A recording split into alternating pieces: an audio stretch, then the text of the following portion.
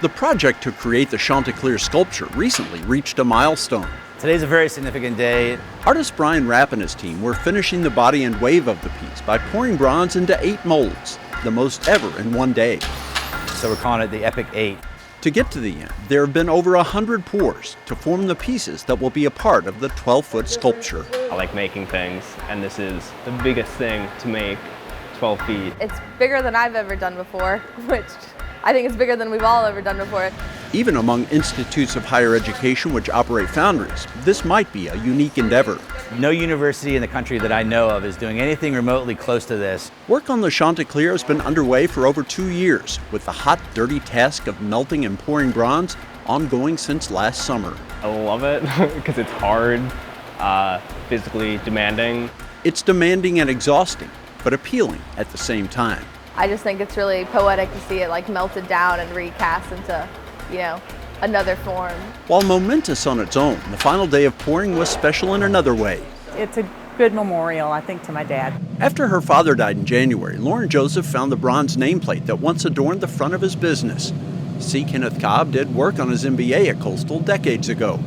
Lauren figured it would be a great tribute to her father for the placard to be melted and incorporated into the Chanticleer sculpture. Brian Rapp agreed. We were so excited that it's going to be recycled and kind of upcycled in this way. Lauren was present to see her father's nameplate liquefied in the crucible at 2,300 degrees. It was just so touching to be invited to be here, to watch it be melted down and watch it be poured into the mold. The donated bronze will be in a portion of the wave and part of the Chanticleer's foot. We know exactly which piece in the Chanticleer that placard will live in.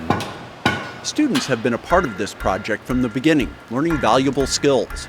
It's taught me not just like how to work at a foundry, but how to run a foundry. Chris Kunk and Aaron Ryan both worked on the sculpture as students, have since graduated, and will now pursue higher degrees. This project helped me get into graduate school. I applied to 5 schools and I got into all of them. With the pouring done, it's time to begin assembling the more than 100 pieces of the Chanticleer.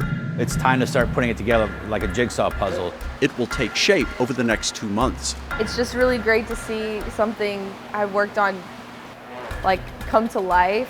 When finished, the Chanticleer will greet visitors at the Highway 544 entrance to the expanded football stadium. As long as we all are alive, we're going to see this piece and remember a time that we all were together, making this thing happen. It will stand as a tribute for Lauren Joseph and her family as well. It's going to be really special to drive down and see that sculpture and know that there's a little bit of Dad in it.